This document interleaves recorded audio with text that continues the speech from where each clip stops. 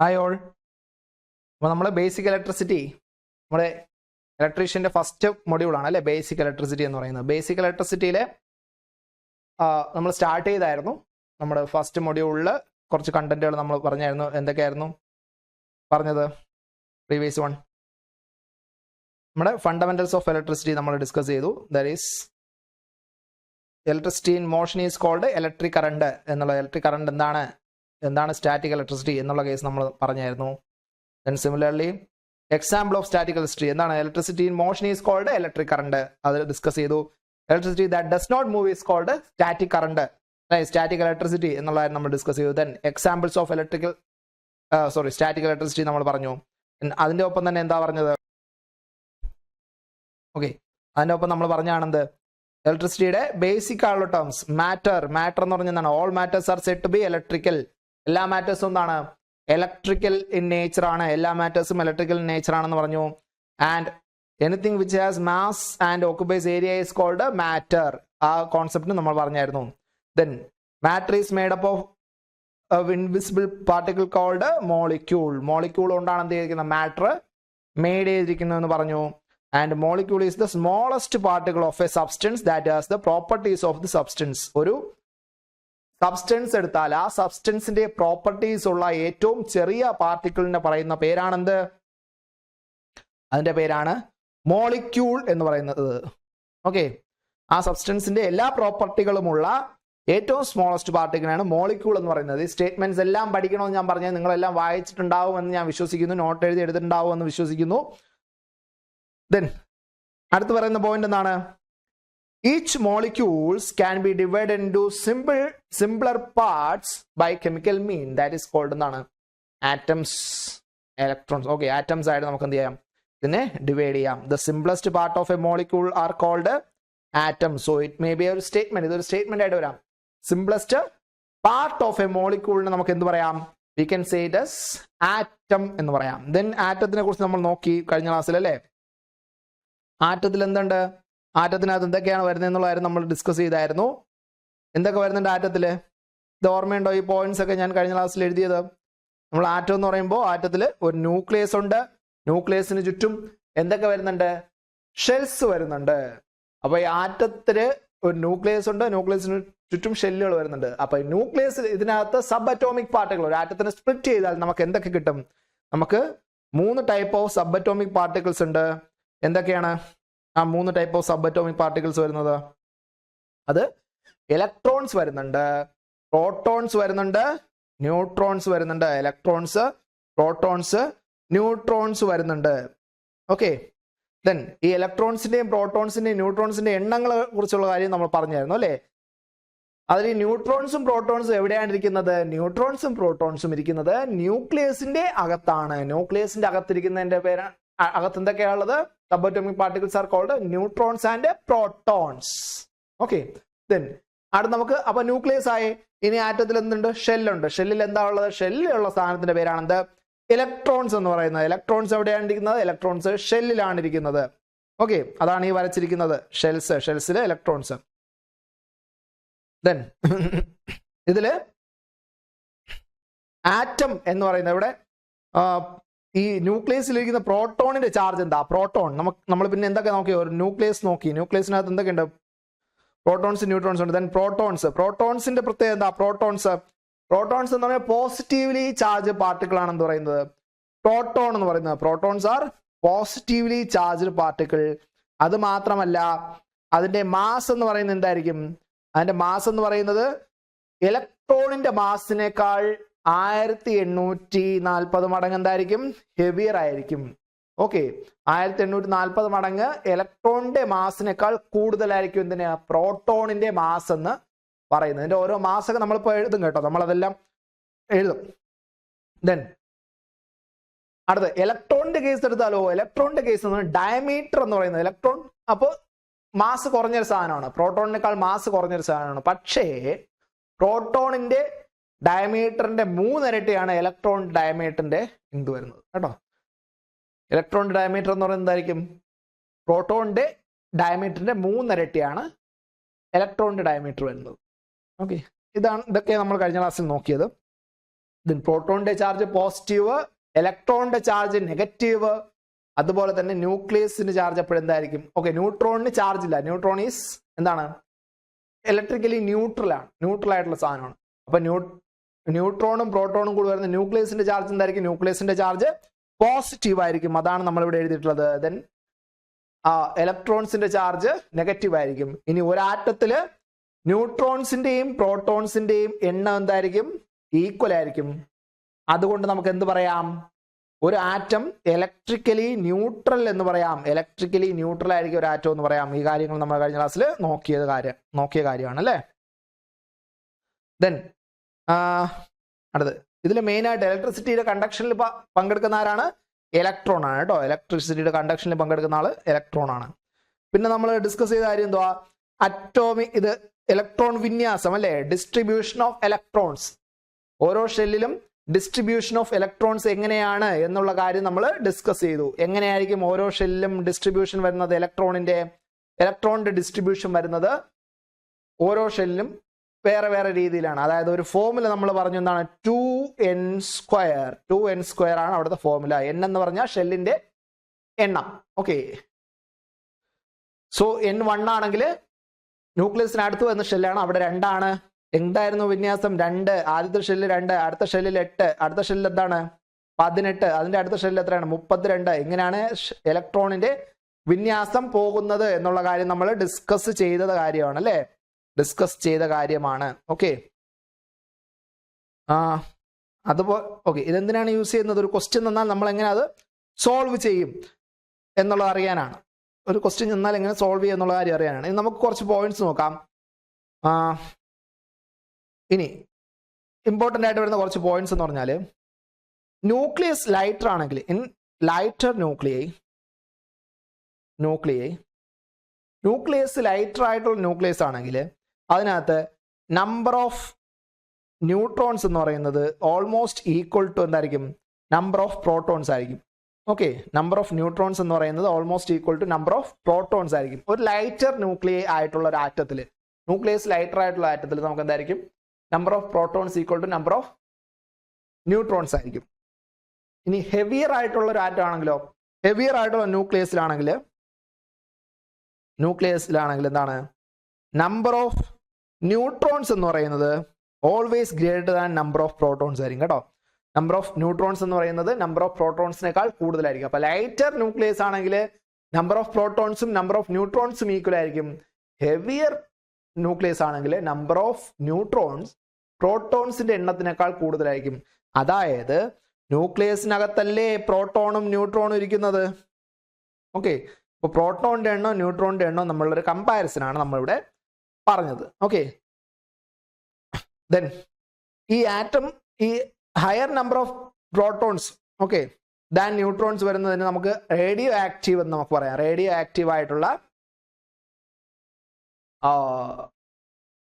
Unstable ആയിരിക്കും. Okay, higher number of proton വന്നു കഴിഞ്ഞാൽ എന്തായിരിക്കും? അൺസ്റ്റേബിൾ ആറ്റംസ് ആയിരിക്കും. അത് റേഡിയോ ആക്റ്റീവ് ആയിരിക്കും. ഓക്കെ, അങ്ങനത്തെയാണ്. ദെൻ നമുക്ക് ഈ പറഞ്ഞ കാര്യങ്ങളൊക്കെ എന്ത് ചെയ്യാം? നമുക്ക് ഒരു ടേബിൾ ആക്കാം. ഒരു ടേബിൾ ആയിട്ട് നമുക്ക് ഇതിനെ എടുക്കാം. ഈ പറഞ്ഞ കുറേ കാര്യങ്ങൾ നമുക്ക് ടേബിൾ ആയിട്ട് എടുക്കാം. സോ ഇവിടെ ഞാനൊരു ടേബിൾ എടുക്കുവാണ്. ആ ടേബിളിൽ എഴുതാം. നമുക്ക് ആവശ്യമുള്ള കണ്ടന്റുകളാണ് കേട്ടോ. വളരെ ഇമ്പോർട്ടൻ്റ് ആണ്. ഈ ടേബിൾ നിങ്ങൾ എന്ത് ചെയ്യുക? പഠിച്ചു വെച്ചേക്കുക. ഓക്കെ, ഓരോ സബറ്റോമിക് പാർട്ടിക്കിളും അതിൻ്റെ ചാർജുകളും റിലേറ്റീവ് മാസും ഒക്കെ വരുന്ന ഒരു ടേബിളാണ്. ഓക്കെ, സോ റിലേറ്റീവ് മാസ് എടുക്കാം, നമുക്ക് റിലേറ്റീവ് ചാർജ് എടുക്കാം.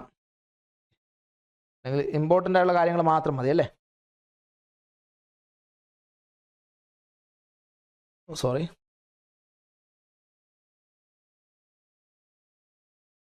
പാർട്ടിക്കിള് നമുക്ക് ആദ്യം എന്തെടുക്കാം? പാർട്ടിക്കിൾ എടുക്കാം. പാർട്ടിക്കിൾ എന്തൊക്കെ പാർട്ടിക്കിൾസ് ഉണ്ട്? പാർട്ടിക്കിൾസ് വരുമ്പോൾ നമുക്ക് വരുന്നത് ന്യൂട്രോൺസ് വരുന്നുണ്ട്. ന്യൂട്രോൺസ്. സെക്കൻഡ് വരുന്നത് എന്താണ്? പ്രോട്ടോൺ. അടുത്ത് വരുന്നത് ഇലക്ട്രോൺ ആണ്. Neutron, proton, electron. ദെൻ അതിന്റെ ചാർജസ് ആണ് നമ്മൾ എടുക്കുന്നത്. ചാർജ് ചാർജ് എന്താണ്? ചാർജ്. അടുത്ത് നമുക്ക് അറിയേണ്ട അതിന്റെ മാസ്. ഇത്രയും നമുക്ക് ഇമ്പോർട്ടൻ്റ് ആണ്. ചാർജ് ഇൻ കൂളോം ആണ്. കൂളോം. മാസ് ഇൻ കിലോഗ്രാം ആണ് കേട്ടോ. മാസ് ഇൻ കിലോഗ്രാം ആണ് എഴുതുന്നത്. സോ ഈ ടേബിൾ വളരെ ഇമ്പോർട്ടൻ്റ് ആണ്, പഠിച്ചു വെച്ചേക്കുക. സോ ന്യൂട്രോണിന്റെ കേസിൽ ന്യൂട്രോണിന്റെ ചാർജ് എന്താണ്? നമ്മൾ ന്യൂട്രോണിന്റെ ചാർജ് നമ്മൾ പറഞ്ഞ എന്താണ്? ന്യൂട്രോൺ ഇലക്ട്രിക്കലി ന്യൂട്രൽ ആണ്. സോ അതിന്റെ ചാർജ് എന്തായിരിക്കും? 0. Charge 0 coulomb. Okay, charge 0 coulomb എന്ന് പറയാം. ദെൻ മാസോ?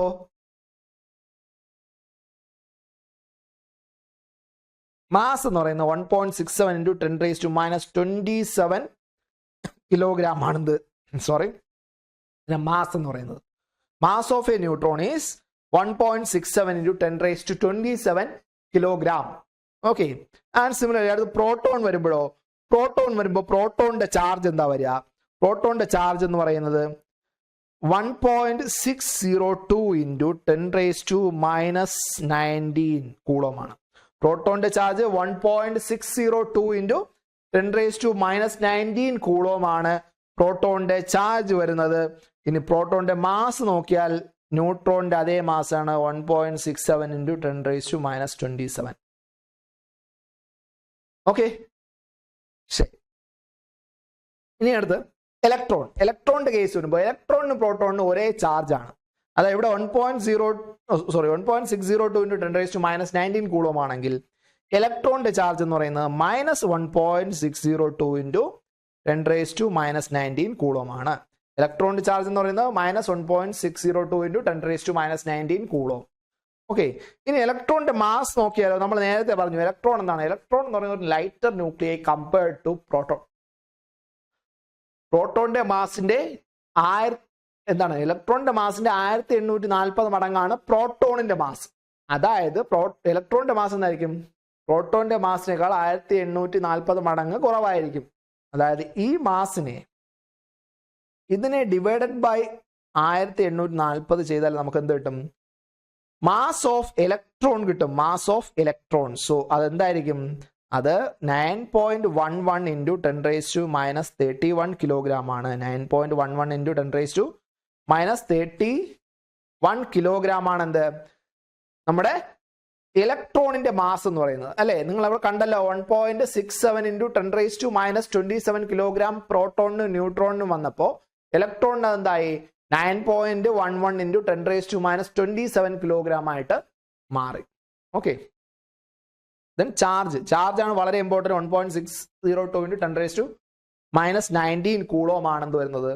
ചാർജിന്റെ മാഗ്നിറ്റ്യൂഡ് അത് പ്രോട്ടോൺ ആണെങ്കിൽ പ്ലസ്, ഇലക്ട്രോൺ ആണെങ്കിൽ നെഗറ്റീവ്. ഓക്കെ, പോസിറ്റീവ്, മറ്റത് നെഗറ്റീവ്. ഇതാണ് ഇവിടെ ഇമ്പോർട്ടൻറ്റ്. ഇനി ഒരു കൂളോമിൽ എത്ര ചാർജ് ഉണ്ടാവും? ഒരു കൂളോമിൽ എത്ര ചാർജ് ഉണ്ടാവും? അതാണ് അടുത്ത ചോദ്യം.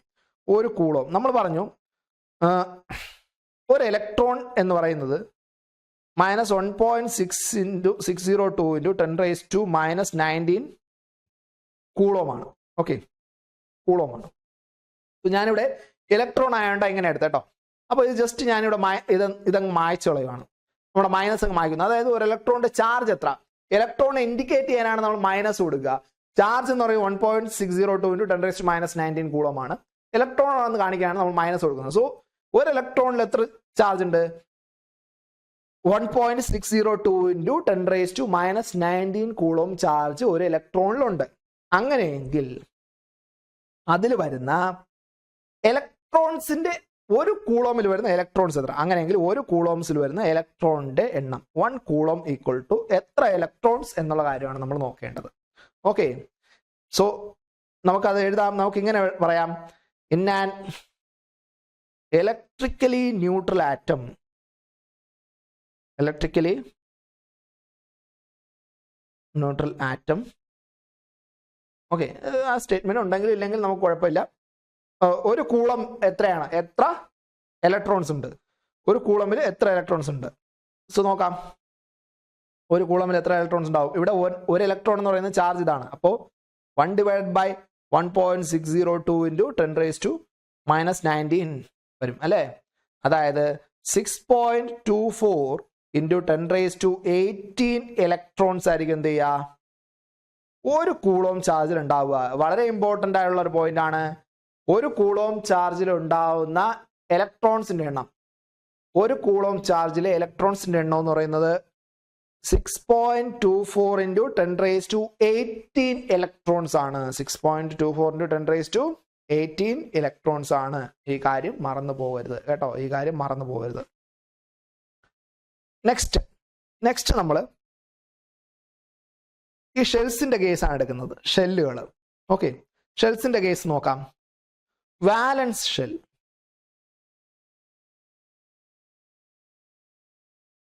വാലൻസ് ഷെൽ. ഫസ്റ്റ് നമ്മൾ പറയുന്ന വാലൻസ് ഷെല്ല്, അതായത് നമ്മുടെ ആറ്റത്തില് ഔട്ടർ മോസ്റ്റ് ഷെല്ലിനെ നമ്മൾ ജനറലി എന്ത് പറയാ? വാലൻസ് ഷെൽ എന്ന് പറയാം. വാലൻസ് ഷെൽ എന്താണ് ജനറലി നമ്മൾ പറയാ? Is outer most shell of an atom. Of an atom is called valence shell എന്ന് പറയാം. Valence shell.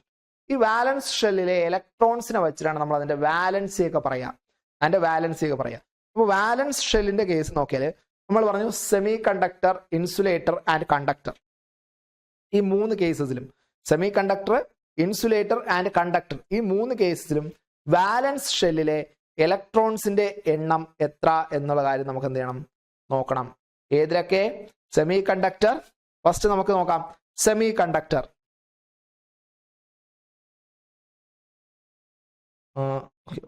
അതിനു മുമ്പ് നമുക്ക് എന്ത് ചെയ്യാം? ഇതിന്റെ ഒരു ഇൻട്രൊഡക്ഷൻ നമുക്ക് പോവാം. ഇലക്ട്രോൺ ഡിസ്ട്രിബ്യൂഷന്റെ കാര്യം നമ്മൾ നേരത്തെ പറഞ്ഞു അല്ലേ?